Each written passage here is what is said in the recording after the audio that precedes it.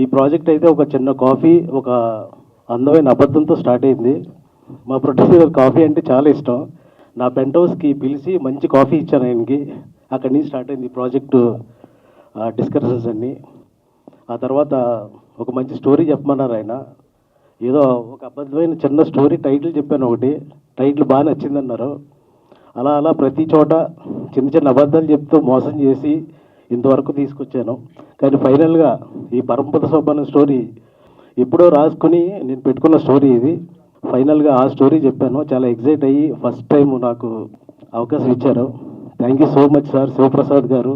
మా జర్నీ ఇంచుమించుగా ఒక 13-14 ఇయర్స్ నుంచి, అప్పటి నుంచి ప్రతిదీ డిస్కస్ చేస్తూ కష్టసుఖాల్లో కలిసి ఉంటూ అన్నీ హ్యాపీగా ఫైనల్గా ఈ ప్రాజెక్ట్ ఒకటి ఆయన ప్రొడ్యూసర్ చేయడం జరిగింది. నాకు అవకాశం ఇచ్చినందుకు చాలా thank you so much sir. Next hero గారు అయితే నాకు బాగా కోఆపరేట్ చేశారు. Single shot, single take artist అని చెప్పొచ్చు ఒక విధంగా. ఎందుకంటే కొత్త హీరో అయితే నాకు నిజంగా చాలా ప్రాబ్లం అయ్యేది. అంటే నాకు కొత్త డైరెక్షన్, ఫస్ట్ టైము డైరెక్ట్ చేయడం. సో చాలా కోఆపరేట్ చేశారు హీరో గారు.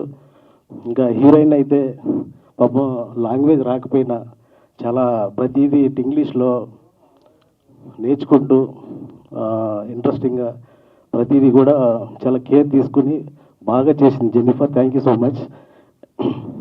ఇంకా నెక్స్ట్ మ్యూజిక్ డైరెక్టర్ నాకు ఎప్పటి నుంచో ఇంచుమించుగా ఒక 15-18 ఇయర్స్ నుంచి నాకు మంచి క్లోజ్ ఫ్రెండ్. ఒక మంచి మ్యూజిక్ని నాకు ఇచ్చాడు మా డేవిజాడ్. ఎందుకంటే ఒకే రూమ్లో కలిసి ఉండేవాళ్ళు మీ ఇద్దరు.